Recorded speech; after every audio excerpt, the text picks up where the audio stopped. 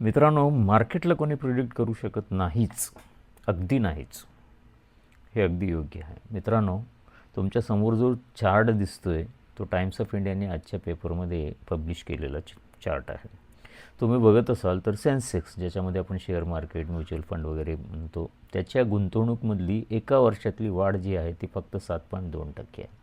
आणि गुंतवणूक जी गोल्डमध्ये झालेली आहे त्याची जी वाढ झालेली ती 103% झालेली. आणि सिल्वर, त्याला आपण चांदी म्हणतो, 262% वाढ झालेली. मित्रांनो, कमालीची गोष्ट आहे.